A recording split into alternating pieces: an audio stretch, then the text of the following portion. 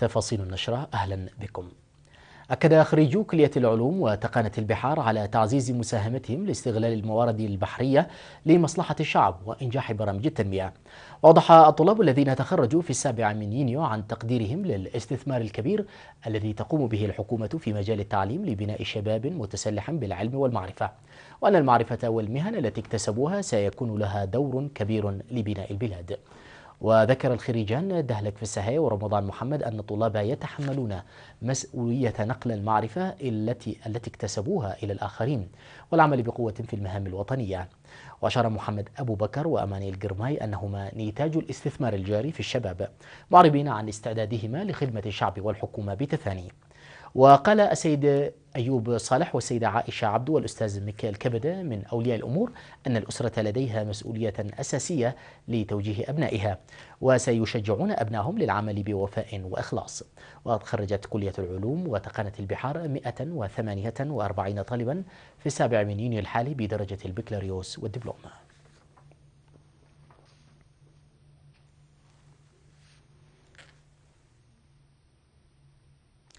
خرجت مدرسة مساعدي التمريض بمدفرة في 8 يونيو 98 طالب بدرجة الشهادة بعد دراسة استمرت لمدة عام. وقال مدير المدرسة الأستاذ ياسيف زميكيل في الكلمة التي ألقاها في المناسبة أن الخريجين هم من منتسبي الدفعة 24 للخدمة الوطنية والذين أكملوا الصف 12 في مدرسة ورسي كالو. وأوضح بأن وزارة التعليم شيدت مبنى من طابق واحد الشهر الماضي يضم قاعة حديثة وقاعة طعام لسد نواقص المدرسة.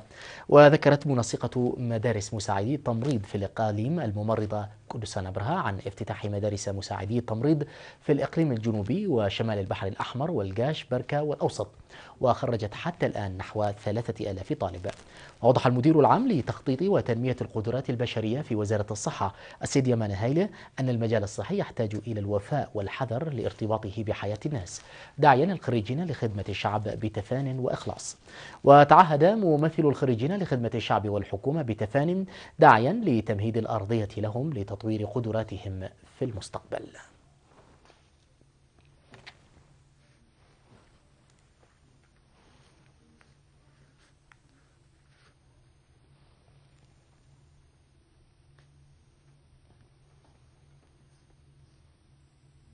نظم الإريتريون المقيمون في مدينة كالن الألمانية مهرجانا وطنيا عكس الثقافة الإريترية.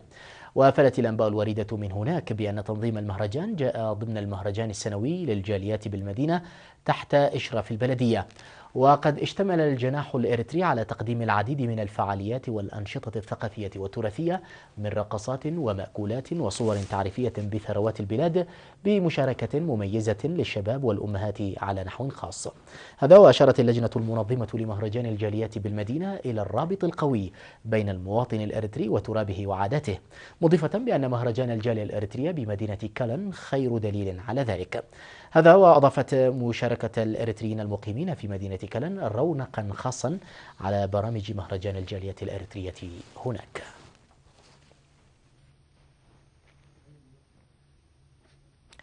أوضح سكان أوميلي بمديرية فورو أن الطريق المؤدي من إيجالا إلى فورو ويمر بمنطقتهم ساهم في تحسين حياتهم المعيشية. وذكر السكان أن الطريق الذي شيد بالقدرات الذاتية ويربط إقليمين مثالا جيدا لحملة أحلال العدالة الاجتماعية، فضلا عن مساهمته في تطور القرى الواقعة على جانب الطريق. وأوضحت كل من السيدة سعيدة عمر محمد والسيدة صالحة سليمان محمد والسيدة آدم إدريس أن بعد المنطقة وعدم تجمع القرى كان يؤثر سلبا على حياتهم، وقد خفف الطريق من مصاعب المواصلات والانتقال بسهولة. وقال مدير ضاحية إرمويلا أوميلي السيد أنجوعو عبد الله أن الطريق سهل من حياة الناس، داعيا القرى للتجمع في مكان مناسب للحصول على الخدمات. وأفاد مدير مديرية فورو السيد محمود عبد الله أن الجهود الحكومية لتضييق الفجوة بين الريف والحضر تحقق نتائج جيدة في مديريتهم، مؤكدا بأن خطوة بناء مدرسة وعيادة في المنطقة سيدعم الخدمات.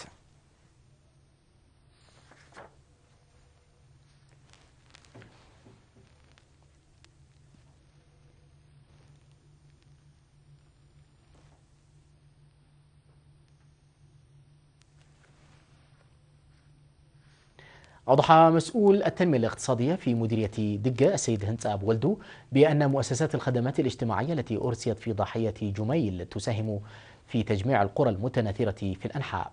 وقال أن ضاحية جميل التي تضم 8 قرى تقع على الخط الرئيسي دقة سوا بدأت قراها التجمع بفضل إرساء خدمات المياه والتعليم وتوزيع قطع الأراضي السكنية عبر الخطة السكنية. وذكر مدير ضاحية جميل السيد حامد أبو بكر والسيد عبد القادر أحمد من السكان أن التأخر في تجمع القرى كان سببه عدم اكتمال مشروع المياه، وقد بدأ السكان التجمع مع إنجاز مشروع المياه. وضح السيد حامد محمد من سكان ضاحية حشاكيتو والسيد سدل محمد من ضاحية أفهمبول اللذان شاركا في عملية التجميع أنهما يسيرون حياة مستقرة لتجمعهم في مكان مناسب، ويعملون بجهد حثيث لنقل سكان جميل في منطقة تجمعهم لتسيير نفس حياتهم المريحة.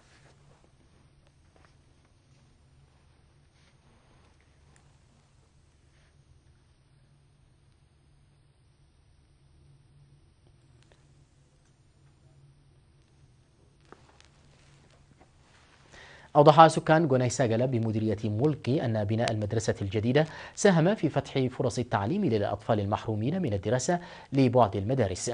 وذكروا بأن الضاحية التي يزاول سكانها الزراعة والرعي كانوا يعانون من الحصول على الخدمات التعليمية لأنها كانت بعيدة عن أماكن تواجد المدارس، لكن افتتاح مدرسة تقدم الخدمات التعليمية مؤقتا في الأكواخ العشبية خفف من المشكلة. وذكر الطالب ميكيل عقباي أنه كان يمضي معظم وقته في الرعي لعدم وجود مدرسة، ويكافح جاهدا لتعويض الوقت المهدور بعد افتتاح المدرسة. وأوضح الطالبان أرانشي شيميت وغويتو أم كبروم أنهما لم يبدأ التعليم في العمر المحدد لبعد المدارس، معربين عن ارتياحهما لافتتاح مدرسة داخل قريتهم. وقال مدير المدرسة الأستاذ رأي تسفى مريم أن سكان الضاحية تسارعوا في إرسال أبنائهم لتلقي التعليم مع افتتاح المدرسة لرغبتهم الكبيرة في تعليم أبنائهم، حيث استقبلت المدرسة حتى الآن نحو 300 طالب، داعيا لتوفير النواقص من الكتب واللوازم التعليمية الأخرى.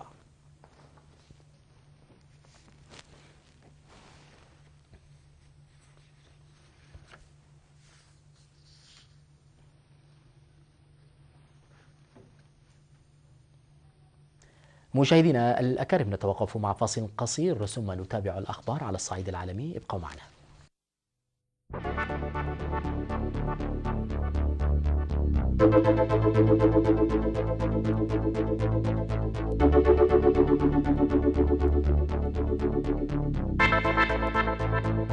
أهلا بكم من جديد. فرقت الشرطة البريطانية اليوم الثلاثاء احتجاجات واسعة في وسط العاصمة البريطانية ضد اجتماع قمة مجموعة الدول الثماني المقرر عقده الأسبوع المقبل. وطوقت وسط المدينة قوات مكثفة للشركة قبل ساعات من احتجاج المحتجين في قلب المدينة. وأعلن المحتجون عزمهم على تنظيم مظاهرات طيلة الأيام المقبلة ضد الرأسمالية لإسماع آرائهم إلى قادة الدول الكبرى. يذكر بتنظيم العديد من المظاهرات المناوئة للرأسمالية في كبرى الدول الغربية خلال السنوات القليلة الماضية بعد تردي الأوضاع الاقتصادية هناك على نحو كبير بسبب احتكار بعض المؤسسات المالية على نظام المالي برمته. هذا وتضم مجموعة الدول الثمانية كل من الولايات المتحدة الأمريكية وكندا وألمانيا واليابان وفرنسا وبريطانيا وإيطاليا وروسيا.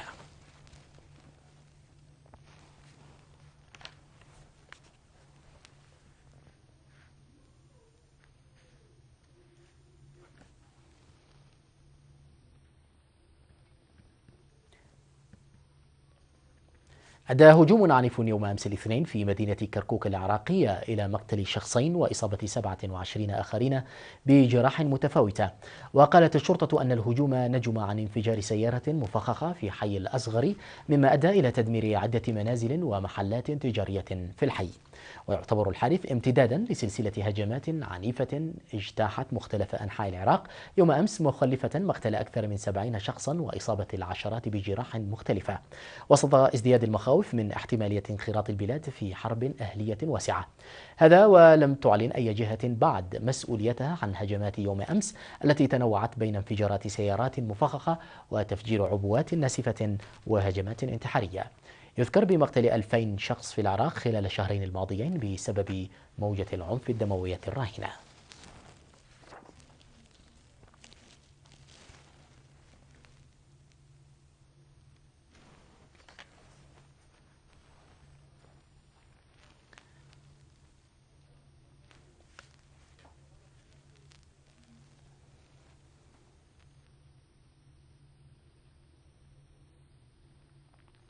أطلقت الصين اليوم الثلاثاء مركبة فضاء جديدة إلى الفضاء الخارجي، وجرى إطلاق مركبة الفضاء شينزو 10 من منطقة نائية في غرب الصين، وكانت تحمل على متنها 3 رواد فضاء في مهمة علمية في الفضاء الخارجي.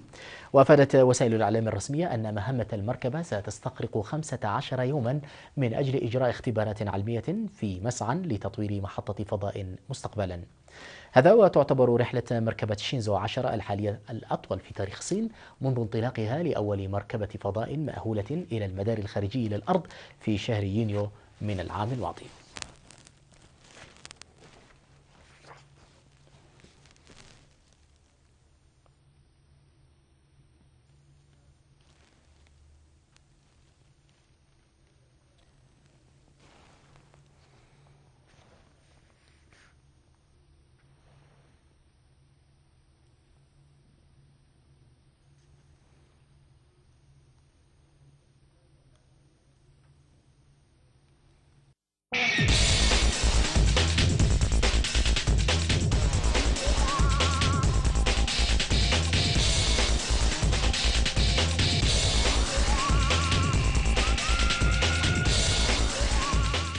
سحق المنتخب الأسترالي نظيره الأردني اليوم الثلاثاء برباعية نظيفة ضمن التصفيات المؤهلة لبطولة كأس العالم لكرة القدم المقبلة بالبرازيل في السنة القادمة. وبرز في اللقاء اللاعب الأسترالي روبي كروز من خلال إحرازه هدفا وإعداده لهدفين آخرين، فيما أحرز أهداف أستراليا الثلاثة الأخرى كل من مارك بريسيانو وتيم كاهيل والقائد لوكاس ميل على مدار شوطي المباراة. وبهذا الفوز اعتلى المنتخب الأسترالي إلى المركز الثاني لفرق المجموعة الثانية برصيد 10 نقاط خلف متصدر المجموعة المنتخب الياباني الذي ضمن التأهل مسبقا إلى البطولة العالمية.